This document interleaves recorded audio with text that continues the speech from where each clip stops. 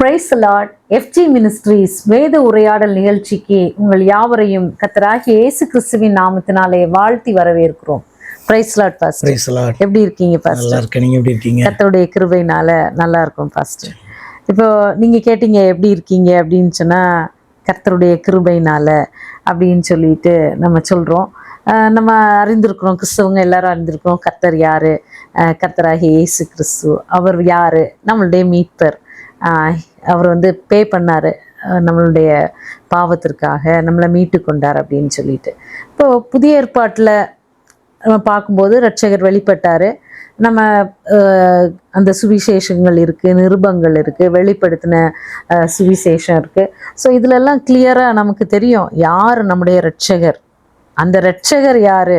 நம்முடைய பிதா தான் மாம்சத்தில் வெளிப்பட்டார் அப்படின்னு சொல்லி அந்த நிருபங்கள்ல எல்லாம் தீமோத்தேயில் இருக்குது, தீத்துல இருக்குது, பழைய ஏற்பாட்டில் உள்ளதெல்லாம் கோட் பண்ணி சொல்லியிருக்காங்க. இப்போது புதிய ஏற்பாட்டு காலத்தில் தேவன் மாம்சத்தில் வெளிப்பட்டு நம்முடைய ரட்சகர் அப்படின்னு சொல்லி வெளிப்பட்டார். அதுக்கப்புறம் நம்மலாம் அதுக்கப்புறம் உள்ள பீரியடில் இருக்கனால நம்முடைய ரட்சகர் யார்? அவர் கர்த்தராகிய இயேசு கிறிஸ்து. அவர் யார்? நம்முடைய பிதாவாகிய தேவன் தான் அப்படின்னு சொல்லி தெரியும். என்னோட கொஸ்டின் என்னென்னா, ஓல்ட் டெஸ்டமெண்ட்டில் உள்ள பரிசுத்தவான்கள் நம்ம பார்க்குறோம். அவங்க கர்த்தருக்காக யெகோவா என்கிற அந்த தெய்வத்தை தான் தங்கள் தெய்வம்னு சொல்கிறாங்க. விசுவாசிகளாக இருக்கிறாங்க, பரிசுத்தமாக வாழ்கிறாங்க. அந்த கற்பனைகள் கர்த்தருடைய பிள்ளைகளாக இருக்கிறாங்க, தேவனுடைய பிள்ளைகள் தான். அப்போ அவங்களுக்கு இந்த மீட்பெற தெரியுமா? பழைய ஏற்பாட்டு தேவன் பிள்ளைங்களுக்கு, பழைய ஏற்பாட்டு விசுவாசிகளுக்கு இந்த மீட்பெற தெரியுமா? ஏன்னா பழைய ஏற்பாடு மல்கியாவோட அப்படி ஸ்டாப் ஆயிடுது. ஆனால் நான் யோபுல பார்க்கும்போது அந்த வேர்டு அப்படியே எக்ஸாக்டாக இருக்குது. அப்போது எப்படி அவங்களுடைய விசுவாசம் எப்படி இருந்துச்சு? ஏன்னா தேவன் மீட்பராக மாம்சத்தில் வெளிப்படலை. பட் அவர் சொல்கிற அந்த வசனத்தை வாசிக்கலாம் ஃபர்ஸ்ட். யோபு 19வது அதிகாரம் 25. என் மீட்பர் உயிரோடு இருக்கிறார் என்றும் அவர் கடைசி நாளில் பூமியின் மேல் நிற்பார் என்றும் நான் அறிந்திருக்கிறேன். இப்போ இவர் சொல்றாரு, எனக்கு மீட்பர் உயிரோடு இருக்கிறார், சாவாமை உள்ளவர். இன்னும் ஒரு பாயிண்ட் மேலே போய் சொல்றாரு, அவர் கடைசி நாளில் பூமியின் மேல் நிற்பார். இப்போ எனக்கு ஒரு மீட்பர் உண்டு, அவர் என்றென்றைக்கும் ஜீவிக்கிறவர் தான் என்னுடைய மீட்பர். அதுக்கப்புறம் சொல்றாரு, நியாயாதிபதியாக பூமிக்கு மேலே கடைசி நாளில் நிற்பார்னா நியாயாதிபதியாக நிற்கக்கூடியவர் தான் என்னுடைய மீட்பர் அப்படின்னு சொல்லி எப்படி இவரால் சொல்ல முடியுது பாஸ்டர்? எப்படி அப்போ பழைய ஏற்பாட்டு விசுவாசிகள்லாம் எப்படி அந்த நியாயாதிபதியா நிற்பாரா, ரட்சகரா நிற்பாரா? இல்ல, என் மீட்பர் உயிரோடு இருக்கிறார் என்றும் அவர் கடைசி நாளில் பூமியின் மேல் நிற்பார். அத நான் சொல்றேன், கடைசி நாள்ல நம்முடைய தேவன் மீட்பரா நிக்க மாட்டார்ல, நியாயாதிபதியா நிற்பார்ல. கடைசி நாள் அப்படின்னு சொல்லும்போது இப்போ அது எப்போ ஸ்டார்ட் ஆகுது அப்படின்னா, ரட்சகரா வரும்போது தான் ஸ்டார்ட் ஆகுது. இப்போ பார்த்தீங்கன்னா இயேசு கிறிஸ்து இதுக்கு நிறைய வசனங்கள் காணப்படுது. ஃபார் எக்ஸாம்பிள் எபிரேயர் 6ஆம் அதிகாரத்தில் காணப்படுறதான வசனம், 6ஆம் அதிகாரம் தான் நினைக்கிறேன். அதாவது கடைசி நாட்களில் குமாரன் மூலமாய் திருவுளம் பற்றினார். அப்போ குமாரனாக தேவன் வெளிப்பட்டது எப்போ? ரட்சகரா இல்லையா? 2000 வருஷத்துக்கு முன்னாடி. அப்போ மீட்பர் அப்படின்னு சொன்னா என்ன அர்த்தம்? விலை கிரயத்தை கொடுத்து மீட்க வேண்டியவர் அப்படின்னு சொன்னா முதலாவது ரட்சகரா வரணும். அப்போ மீட்பர் இந்த பூமி மேல நிற்பார்னா ரட்சகரா வருகிறதை குறிக்குது. கடைசி நாட்கள் தான் அது, கடைசி நாள். சரியா? அப்போ பாத்தீங்கன்னா அந்த கடைசி காலத்துல நம்ம வாழ்ந்து கொண்டு இருக்கிறோம். அந்த கடைசி நாளினுடைய எண்டு நியாயாதிபதியா வருவார். இப்படி பாருங்களேன், இப்போ ஒரு நாள் அப்படின்னு சொன்னா நீங்க என்ன கால்குலேஷன் எடுப்பீங்க? அதுக்கு நம்மளுடைய அடிப்படையில 24 மணி நேரம். ஆனா தேவனுடைய கால்குலேஷன்ல அது 1000 வருடம் அப்படின்னு மட்டும் எடுக்க முடியுமா? அப்படியும் கிடையாது. அது பாத்தீங்கன்னா இன்ஃபினிட். எப்போ ஒரு ஃபினிஷ் பண்றாரோ அது வரைக்கும் நமக்கு பாத்தீங்கன்னா அதனாலதான் அந்த வருகிற காலம் தெரியாது அப்படின்ட்டு சொல்லப்பட்டிருக்கும் இல்லையா? அப்ப கடைசி காலம் அப்படின்னா அது வித்தியாசமா தோணுது. கடைசி நாள் அப்படின்னு சொன்னா அதுல ஒரு நாள் அப்படி பார்க்கலாம். ஆனா கடைசி நாள்ன்றது கிறிஸ்துடைய முதல் வருகை, அந்த எண்டு பார்த்துக்கலாம். லாஸ்ட் அவர், ஃபர்ஸ்ட் அவர் அவர் வராரு. ஸ்டார்டிங் அண்ட் எண்டு பார்த்தீங்கன்னா நீங்கள் சொன்ன மாதிரி நியாயாதிபதியாக வருவார். அப்போ முதலாவது ரட்சகராக வருவார், முதல் வருகை. அடுத்து பார்த்தீங்கன்னா இந்த ரட்சிப்பை கம்ப்ளீட் பண்ணுறதுக்கும் அவிசுவாசிகளை நியாயம் தீர்க்கிறதுக்கும் அவர் வருவார். சரியா? அப்போ இங்கே அவர் மீட்பர்னு ஸ்பெசிஃபிக்காக சொல்லுகிறபடினாலே ரட்சகராக வர வேண்டும். அப்போ வந்து பார்த்தீங்கன்னா அதை தான் அவர் மீன் பண்ணுறாரு அந்த இடத்துல. அது வந்து கடைசி நாள், ஏன்னா ஆமாம் கடைசி நாளில் அந்த கடைசி காலங்களுக்கு ஸ்டார்டிங் அப்படி எடுத்துக்கலாம். அப்படி எடுக்கலாம். இல்லை ஒரு நாள்னு எடுத்தீங்கன்னா கூட, ஒரு நாள்னு எடுத்தீங்கன்னா கூட அதுக்கு வந்து ஃபர்ஸ்ட் ஹவர் ஸ்டார்ட் ஆகுது இல்லை, 0ல் ஸ்டார்ட் ஆகுது, 24ல் தானே முடியுது நம்ம கணக்கில் நான் சொல்கிறேன் இல்லையா.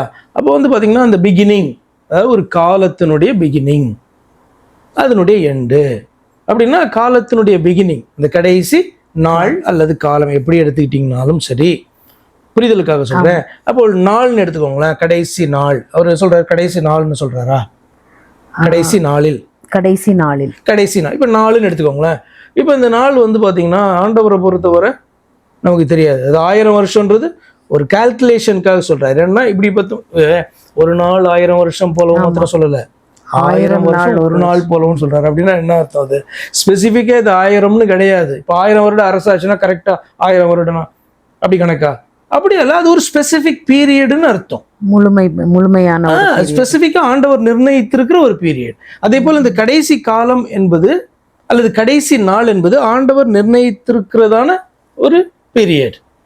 அப்படிதான் நம்ம அதை பார்க்க வேண்டும். சரியா? இப்போ ஃபார் எக்ஸாம்பிள் பேதுரு வந்து தன்னுடைய 2வது நிருபம் 3வது அதிகாரத்தை சொல்றார், தாமதிக்கிறார் என்று சிலர் எண்ணுகிறபடி அவர் தம்முடைய வருகையை குறித்து, வாக்கு தத்தத்தை குறித்து தாமதிக்காமல் எல்லாரும் ரட்சிக்கப்பட வேண்டும் என்று விரும்பி, அப்படி சொன்னா அந்த பீரியடை வந்து அவர் தான் செட் பண்ணுவார்.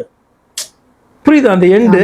அப்ப மீட்பர் அப்படின்னா அந்த பூமியின் மேல தேவன் மாம்சத்துல வெளிப்படுகிறதான இந்த காரியத்தை குறிக்கிறது, ரட்சிக்கிறதற்காக, மீட்கிறதற்காக. அந்த மீட்பு எப்போது நிறைவடையும் என்று சொன்னால் அவர் வந்து பார்த்தீங்கன்னா நியாயத்திற்கு வரும்பொழுது, 2ஆம் வருகையின் போது நாம் வந்து கிறிஸ்துவுக்குள் மரித்தவர்கள் உயிரோடு எழுந்திருப்போம், மற்றவர்கள் மறுரூபமாவார்கள். அதோடு முடியுது.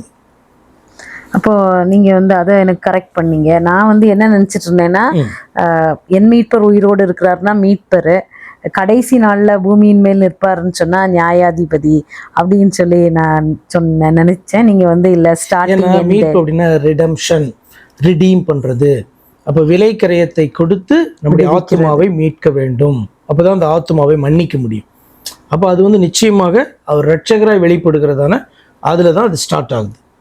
அப்போ என்னோட கொஸ்டின், இவருக்கு வந்து யெகோவா தான் தெய்வம், இல்லை பழைய ஏற்பாட்டு விசுவாசிகளே நம்ம எடுத்துக்குவோம், தேவன், அவங்களுடைய தேவன் வந்து யெகோவா தான் எங்களுடைய தெய்வம் அப்படின்னு சொல்லி, மோசையா இருக்கட்டும், ஆபிரகாம், இஸ்ரவேல் ஜனங்கள், அப்படி நம்முடைய முன்னோடிகள் வந்து இருக்கிறாங்க. இவர் வந்து சொல்றாரு மீட்பர். அப்புறம் வந்து அப்போ பழைய ஏற்பாட்டு விசுவாசிகளுடைய விசுவாசம் எப்படி? ரட்சிக்கப்பட்டவனுக்கு தான் பரலோகம், அந்த பாவ மன்னிப்பை பெற்றால்தான் மீட்பு. நீங்க இப்ப சொன்னீங்க பாவ மன்னிப்பை பெற்றாதான் மீட்பு. அப்போ இந்த ஆபிரகாம், இந்த மோசே, தாவீது, இவங்க எல்லாம் வந்து எப்படி, எந்த பாயிண்ட்ல அவங்க ரட்சிக்கப்படுவாங்க? இல்லை அவங்களுக்கும் அந்த ரட்சிப்புக்கும் என்ன, அது எப்படி நம்ம ரிலேட் பண்ணி எடுக்கிறது? ஏன்னா பரலோகத்துக்கு ரட்சிக்கப்படாமல் போக முடியாது.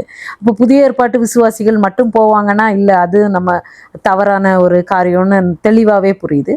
அப்போ இதை எப்படி பாஸ்டர் நம்ம புரிஞ்சு கொள்றது?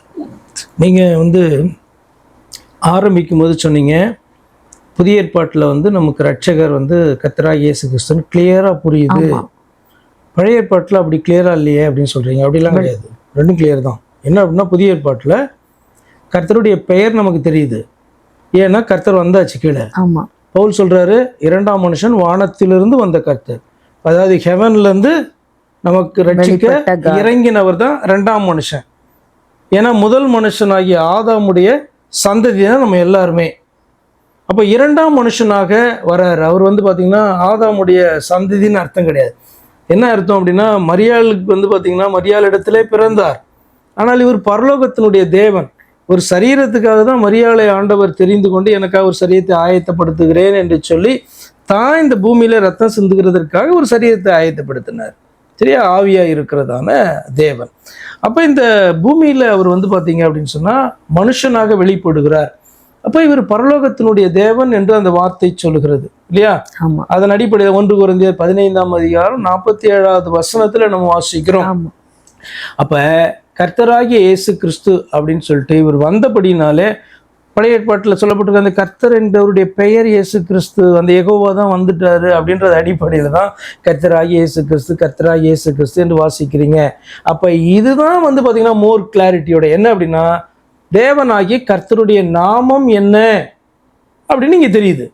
பழைய ஏற்பாட்டில் தேவனாகிய கர்த்தருடைய நாமம் என்னன்னா, தேவனுடைய நாமம் கர்த்தர், அவ்வளோதான்.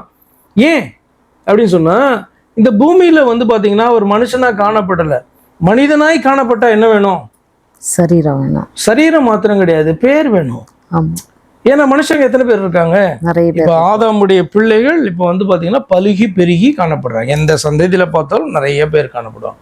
இப்போ இந்த பூமியில் அவர் ஒருவராக வந்து வெளிப்படுகிறார் என்று சொன்னால், அவருக்கு பேர் இல்லாமல் இவர் தான் தேவன், இவர் தான் கர்த்தர் சொல்ல முடியுமா? ரெகக்னைஸ் பண்ண மனுஷனாய் காணப்படுகிறபடினாலே, மனுஷ சரீரத்திலே காணப்படுகிறபடினாலே அவருக்கு ஒரு பேர் வேணும். அப்போ புதிய ஏற்பாட்டில் வந்து அந்த கர்த்தர் என்று பழைய ஏற்பாட்டில் சொல்லப்படுகிற தேவனுடைய பெயர் என்ன அப்படின்னா கர்த்தராகிய இயேசு கிறிஸ்து. அப்போ பழைய ஏற்பாட்டில் கிளியரா இல்லையானா ரொம்ப கிளியரா தான் இருக்கு. ஏன்னா இன்னும் கீழே மனுஷனா அவர் வெளிப்படலை, வரல. ஆனால் அப்படினாலும் அவருடைய பேர் என்ன? கர்த்தர். மீட்பருடைய பேர் என்ன? கர்த்தர். தேவனுடைய பேர் என்ன? கர்த்தர்.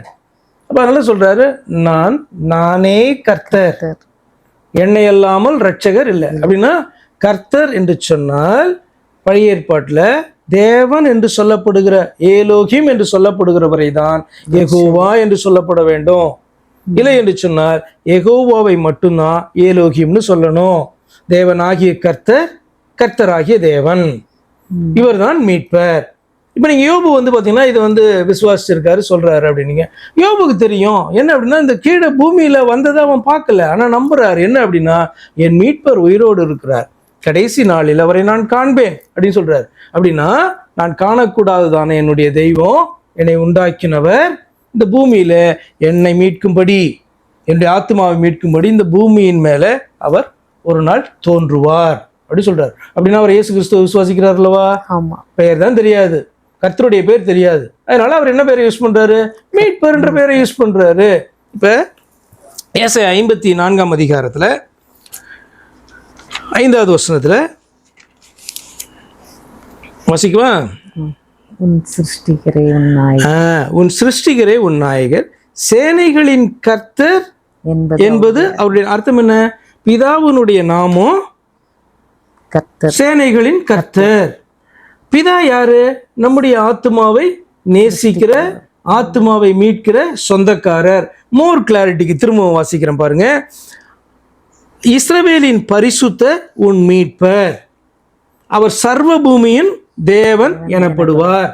அப்ப சிருஷ்டிகராகிய பிதா சர்வ பூமியின் தேவன், இஸ்ரவேலின் தேவன் அவர் தான். அதனாலதான் இஸ்ரவேலின் மீட்பர். அவர் யாரு? அவர் தான் உன்னுடைய நாயகர். அவர் யாரு? கர்த்தர், இல்லையா? அப்புறம் பாருங்க, இந்த 8வது வசனத்துல பாருங்க, அற்பகாலம் உண்ட கோபத்தினால் என் முகத்தை இமைப்பொழுது உனக்கு மறைத்தேன், ஆனாலும் நித்திய கிருபையுடன் உனக்கு இறங்குவேன் என்று கர்த்தராகிய உன் மீட்பர் சொல்லுகிறார். தேவனுடைய முகம் தெரியாது, அவர் ஆவியா இருக்கிறதான தேவன், அதரிசனமானவர். ஜனங்களுடைய மேல வந்து காணப்படுகிற அற்பகாலம் காணப்படுகிறதான அந்த கோபத்தினால என் முகத்தை மறைச்சேன், ஏன்னா உங்களுக்கு தெரியல, கண்டுபிடிக்கல, ஆனால் என் முகத்தை காண்பீர்கள். அப்ப முகத்தை மறைத்தேன்னா அப்படின்னா அது முகத்தை காமிப்பாருன்னு அர்த்தம். முகம்னா என்ன? நம்ம ஐடென்டிஃபை பண்ணுகிறது. அப்ப தேவனுடைய சரீரம். அப்ப இயேசு கிறிஸ்துவை காண்கிறவன் தேவனை காண்கிறான், பிதாவை காண்கிறான். அப்ப வந்து சொல்றாரு, ஆனாலும் நித்திய கிருபையுடன் உனக்கு இறங்குவேன் என்று கர்த்தராகிய உன் மீட்பர் சொல்லுகிறார். அப்ப இந்த கர்த்தர் உன் சிருஷ்டிகர், நாயகர், இஸ்ரவேலின் தேவன், சேனைகளின் கர்த்தர் என்றவர் நம்முடைய மீட்பர். அவருடைய பேர் என்ன? பழைய ஏற்பாட்டில் கர்த்தர். கிளியரா இல்லையா? பயங்கர கிளியரா இருக்கு. புதிய ஏற்பாட்டுக்கு வரும்போது வாசிக்கிறீங்க, அவர் மனுஷனாக மாம்ச சரீரத்தில் வெளிப்பட்டார், நம்மளை மீட்டார், விலைக்கிரயத்தை கொடுத்தார். என்ன விலைக்கிரயமா? தன்னுடைய சரீரத்தை, தன்னுடைய ரத்தத்தை விலைக்கிரயமாக கொடுத்தார். பேர் என்ன? எல்லாரும் அறிக்கைப்படுறாங்க, கர்த்தராகிய இயேசு கிறிஸ்து. கர்த்தராகிய இயேசு கிறிஸ்து அர்த்தம் என் மீட்பர், என் ரட்சகர், என் தெய்வம், என் சிருஷ்டிகர், என் நாயகர். இதான அர்த்தம்.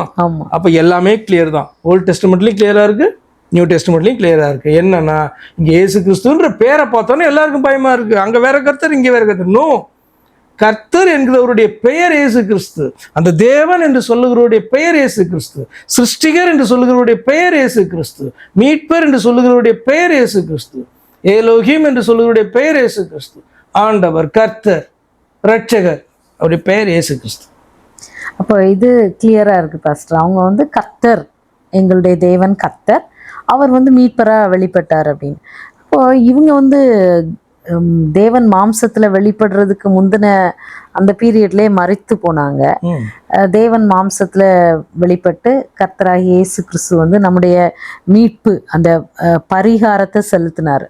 அப்போ நம்ம விசுவாசிக்கிறோம், எனக்கு பாவம் மன்னிக்கப்பட்டாயிற்று, அந்த பரிகாரம் செலுத்தப்பட்டாயிற்று, நான் அதை விசுவாசிக்கும் போது எனக்கு ரட்சிப்பு வருது. நான் என் தேவனாகிய கர்த்தராகிய இயேசு கிறிஸ்துவை நான் இருதயத்தில் விசுவாசித்து நாவினால் அறிக்கையிடும்போது எனக்கு மீட்பு கிடைக்குது, நான் தேவனுடைய பிள்ளை ஆகிறேன். இவங்க எல்லாம் அந்த பீரியடுக்கு முன்னாலே மரித்து போனவர்கள். அப்போ இவங்க வாயினால் இருதயத்தில் விசுவாசிச்சிருப்பாங்க இல்லை பாஸ்டர், நான் வாயினால் அறிக்கையிடல. அப்போ அந்த ஏன் அறிக்கையிடுற? இப்போ நம்ம வாஸ்தவம்ல, ஃபார் எக்ஸாம்பிள் அவர் சொல்றாரு, இஸ்ரவேலின் பரிசுத்தர் உன் மீட்பர், சர்வ பூமியின் தேவன் எனப்படுவார். ஏன் அறிக்கை? இஸ்ரவேலின் எங்களுடைய தேவன் தான் எங்களுடைய மீட்பர் அப்படின்னு என்ன அர்த்தம்? யோபு சொல்ற மாதிரி கடைசி நாள்ல அவர் வருவார் அப்படின்னா ஒரு நாள்ல அவர் இறங்கி வருவார், மாம்ச சரீரத்திலே காணப்படுவார். அது அறிக்கை இல்லையா? விசுவாசம் இல்லையா? அறிக்கை இல்லையா? அவர் சொல்றாரு, உனக்கு 8வது வசனத்தை வாசிக்கலாம், ஆனால் நித்திய கிருபையுடன் உனக்கு இறங்குவேன் என்று கர்த்தராகிய உன் மீட்பர் சொல்லுகிறார். விசுவாசித்திருக்க மாட்டாங்களா? அறிக்கை பண்ணியிருக்க மாட்டாங்களா? அப்படிப்பட்டவங்க தான் ரட்சிக்கப்பட்டிருப்பாங்க பழைய நாட்களில. அப்ப அவர்களும் என்ன விசுவாசித்தார்கள்? நம்மளை போலவே கர்த்தர் தான் தங்களுடைய தெய்வம் என்றும் அந்த தெய்வம் தான் தங்களுடைய மீட்பர் என்றும் அவர் மாம்ச சரீரத்தில் இந்த பூமியிலே காணப்படுவார் என்றும் தங்களுடைய பாவங்களை மன்னித்து ரட்சிப்பார் என்றும்.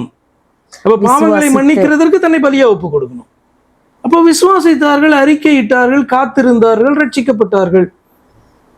அப்போ அந்த ரட்சிப்பு வந்து அப்பவுமே ஏற்பட்டுதா, இல்ல கர்த்தராகிய இயேசு கிறிஸ்து வெளிப்பட்ட பிறகு அவங்க ரட்சிப்பு பூரணமா? இப்ப நம்முடைய ரட்சிப்பு எப்ப வந்து ஏற்பட்டுச்சுன்றீங்க? அவர் விசுவாசித்த போது. ஆமா. உங்களுடைய ரட்சிப்பு பூரணமாயிடுச்சா? இல்ல. ஏன் பூர்ணமாகல? அவர் வரும்போதுதான் அது பூர்ணமாகும். அவங்களுடைய ரட்சிப்பு அவர் வரும்போது தான் பூர்ணமாகும். புரியுதா உங்களுக்கு? இப்போ நம்ம வந்து பார்த்தீங்கன்னா இந்த சரீரம், மாம்ச பிரகாரமான சரீரம் வந்து நிச்சயமாக இந்த மண்ணிலிருந்து எடுக்கப்பட்டது, மண்ணுக்கு திரும்ப வேண்டும் அப்படி சொல்லப்பட்டிருக்குல்ல. இந்த சரீரத்தோடு கூட நம்ம பரலோகத்துக்கு போக முடியாது இல்ல. நமக்கு புதிய சரீரத்தை ஆண்டவர் கொடுக்க போறாருல. எப்ப தருவாரு? அவருடைய வருகையின் போது வந்து பாத்தீங்கன்னா முதல் வருகை, அதாவது எப்படின்னா முதல் உயிர் தெழுதல் அப்படின்னு சொல்லப்பட்டிருக்கும். பாக்கியமான உயிர் தெழுதல் அப்படி சொல்லப்பட்டிருக்கும்.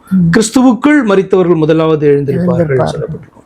அப்பொழுது காணப்பட்டிருக்கிறவங்க மறுரூபமாவார்கள் விசுவாசிகள் என்று சொல்லப்பட்டிருக்கும். அப்போ வந்து புதிய சரீரத்தை பெறுவோம், உயிரோடு எழுந்திருக்கணும், புதிய சரீரத்தோடு அவர்கள் எழும்புவார்கள். அந்த சரீரம் தான் பரலோகத்துக்கு போகும். அது அழிவில்லாத மகிமையான சரீரம். அழிவுள்ள இது விதைக்கப்பட்டு அழிவில்லாததா எழுந்திருக்கும், அந்த சரீரம் தான் அங்க போகும். அப்ப நம்முடைய ரட்சிப்பு எப்போதுதான் பூரணமாகுது? கர்த்தர் வரும்பொழுது. எப்படின்னா 2ஆம் வருகை என்பது. ஆபிரகாமுடைய ரட்சிப்பு எப்போ பூர்ணமாகுது? அவர் வரும்போது. அப்புறம் என்ன? அப்ப ஆபிரகாமும் ரட்சிக்கப்பட்டான், நாமளும் ரட்சிக்கப்பட்டோம். அப்ப ஆபிரகாமுடைய ரட்சிப்பு பூர்ணமாகிறது எப்படின்னா ஆபிரகாம் கர்த்தர் வரும்போது எழுந்திருக்கும் பொழுதுதான், உயிர்த்தெழுதல் தான். அதே மாதிரி நம்முடைய ரட்சிப்பும் கர்த்தர் வரும்போது உயிர்த்தெழும்போது அல்லது மறுரூபமாகும் போது. இப்போ எனக்கு புரிஞ்சுது பாஸ்டர். அதாவது விசுவாசிச்சுதான் தான் ரட்சிக்கப்பட முடியும். நானும் விசுவாசித்தேன், ஆபிரகாமும் விசுவாசிச்சாரு. என்னுடைய ரட்சிப்பு பூரணமாகிறது வந்து அவர் வந்து என்னை வந்து மறுரூபம், நான் உயிரோடு இருந்தாலும் சரி, நான் மரித்தாலும் சரி, நான் வந்து இந்த மாம்சத்தோடு இந்த இரத்தத்தோடு நான் பரலோக ராஜ்யத்தை சுதந்திரிக்க முடியாது. அதனால எனக்கு அந்த மறுரூபமாக்கப்பட்ட சரீரம் வந்து நான் மரித்தேன்னாலும் நான் எழும்பி எனக்கு கிடைக்கும், நான் உயிரோடு இருந்தாலும் கிடைக்கும். அதே மாதிரி தான் ஆபிரகாமுக்கு கிடைக்குது. அப்போ விசுவாசம், அப்புறம் வந்து கடைசி நாளில் கர்த்தர் வந்து வெளிப்படும் போது நம்ம மறுரூபமாக்கும் போது நம்மளுடைய ரட்சிப்பு பூரணமாகும். என்னோட அப்படி ஒரு அதை நெக்லெக்ட் பண்ணவும் முடியல. பட் எனக்கு அந்த ஒரு கிளாரிட்டி இல்லாமல் இருந்தது பாஸ்டர். அந்த ரட்சிப்பு அப்படிங்கிறது அவங்களுக்கு எப்படி வந்தது, எப்படி அவங்களுக்கு அது பூரணமாகும் அப்படின்னு சொல்லி இருந்தது. அதை நீங்கள் அழகாக அந்த ரட்சிப்பு விசுவாசத்துலையும் அந்த மறுரூபம் ஆகிறதையும் அந்த பூர்ண சேம் எக்ஸாக்ட்லி நம்மள மாதிரி தான். இப்போ பவுல் வந்து 1 தெசலோனிக்கேயர் 4 சொல்லும்போது கர்த்தர் இன்னைக்கு வராங்க அப்படின்னு சொன்னா, நீங்கள் வந்து கிறிஸ்துவுக்குள் மரித்தவர்களுக்கு நீங்க முந்திக் கொள்ளுவீங்கன்னு இல்லை, முதலாவது கிறிஸ்துவுக்குள் மரித்தவர்கள். அப்போ ஆபிரகாம் கிறிஸ்துவுக்குள்ள மரித்தானா? ஆமா.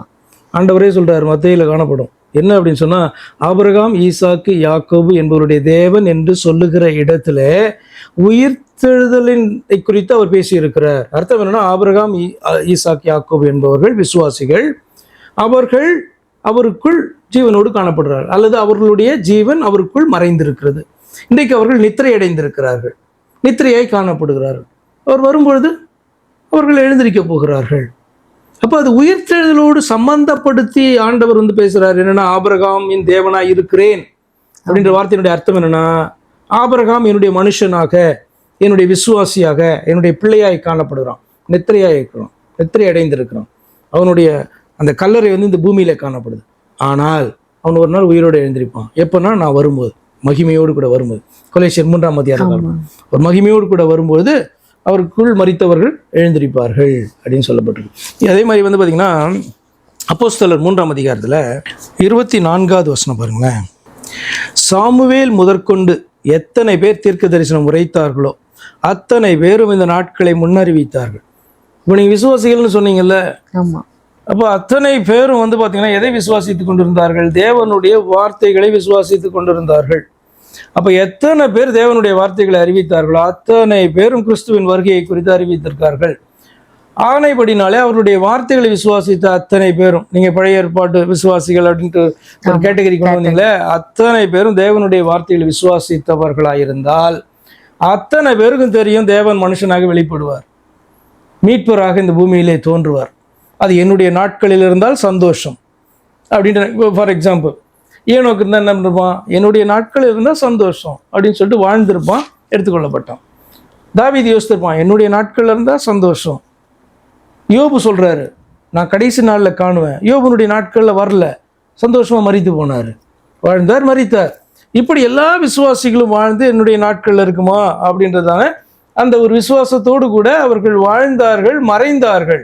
ஆனால் அதுக்காக வருத்தப்பட்டிருக்க மாட்டாங்க. ஏன்னா அவங்களுக்கு தெரியும், ஆண்டவர் வந்தால் நான் எழுந்திருவேன் அப்படின்னு அவங்களுக்கு தெரியும். அதுதான் விசுவாசம். அப்போ அவங்களுக்கு நீங்க சொல்ல மாதிரி தீர்க்கதரிசிகள் எல்லாம் உரைத்தாங்க, அந்த உரை எல்லாருமே உரைத்தாங்கன்னு இருக்கு. அத்தனை பேரும் அது என்னன்னா கர்த்தருடைய வார்த்தை, வேதம் என்று அர்த்தம். தீர்க்க தரிசனம்னா என்ன? வேதம். அப்போ அவங்களுக்கு உரைக்கப்பட்டது, அவங்க விசுவாசிச்சாங்க. நம்ம மறுரூபமாக்கப்படுவது போல அவங்களும் கடைசி நாள்ல மீட்பர் வந்து பூமியில அவர் தோன்றுவார்.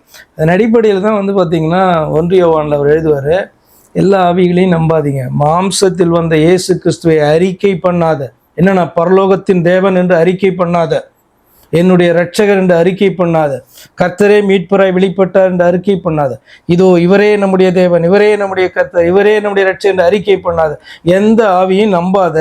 அது தேவனிடத்திலிருந்து வந்த ஆவி கிடையாது, அது பிசாசின் ஆவி. இப்போ மாம்சத்தில் வந்த இயேசு கிறிஸ்துவை தேவன் மாம்சத்திலே வெளிப்பட்டார், ஒரே தேவன் பிதா, அந்த தேவன் மாம்சத்திலே வெளிப்பட்டார் என்று அறிக்கை பண்ணாத எந்த ஆவியும் அது பிசாசினுடைய ஆவி என்று 1 யோவான் நிருபத்தில் நம்ம வாசிக்கிறோம், மிக தெளிவாய் காணப்படுது இல்லை? அப்போ இன்னைக்கு வந்து பிதா வரல, வேற ஒருத்தர் வந்தார் அப்படின்னு சொன்னா பிசாசின் ஆவியை கொண்டு இருக்கிறான்னு அர்த்தம். இதுக்கு மேல வந்து பாத்தீங்கன்னா இந்த பரியாசம் பண்றதுக்காக சொல்லலை, அவர் வந்து பாத்தீங்கன்னா எச்சரிப்புக்காக எழுதுறாரு. இப்போ நீங்க கிளியரா அழகா சொன்னீங்க.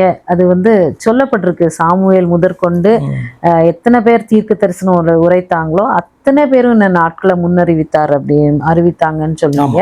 அதுதான் வேதத்துல வந்து மேசியா வருவார் அப்படின்னு சொல்லி முன்னறிவிக்கப்பட்டது. அது வந்து புதிய ஏற்பாட்டு காலத்துல நிறைவேறினது. நம்ம அதற்கு அப்புறம் ஏன்னா நம்ம தீர்க்க தரிசனம் அப்படின்னால நம்ம அதை சுருக்கி தீர்க்க தரிசன புஸ்தகங்கள்ன்றது மாதிரி மட்டும் பார்க்குறோம்.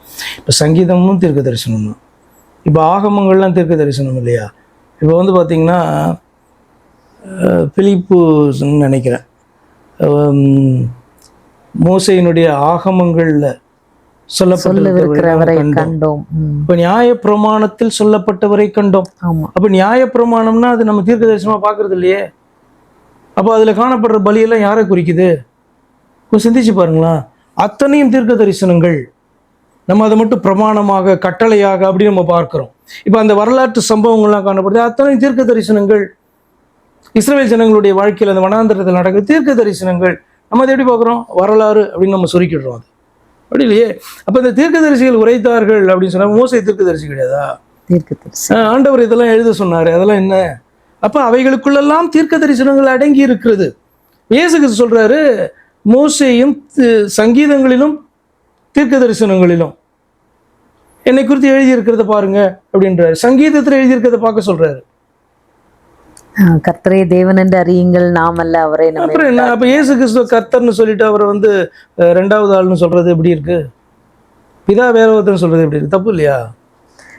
தெளிவா எக்ஸ்பிளைன் பண்ணீங்க பாஸ்டர். சிம்பிளிஃபை பண்ணி, எந்த காம்ப்ளிகேட் பண்ணாம அப்படி சிம்பிளிஃபை பண்ணி அழகா எக்ஸ்பிளைன் பண்ணீங்க. எனக்கு இன்னும் ஒரு கொஸ்டின் இருக்கு. நீதிமொழிகள் 4வது அதிகாரம்,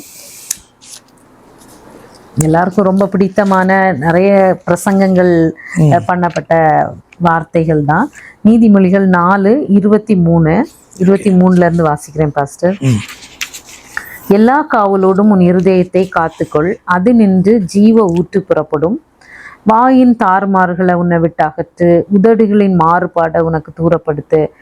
உன் கண்கள் நேராய் நோக்க கடவுது, உன் கண் இமைகள் உனக்கு முன்னே செவ்வையாய் பார்க்க கடவுது.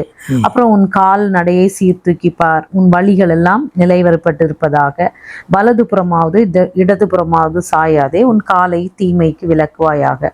அப்போ நான் வந்து வேத உரையாடல்ல நான் வந்து இந்த ஆத்துமா பற்றி கேட்டப்போ நீங்க வந்து அழகா எக்ஸ்பிளைன் பண்ணீங்க.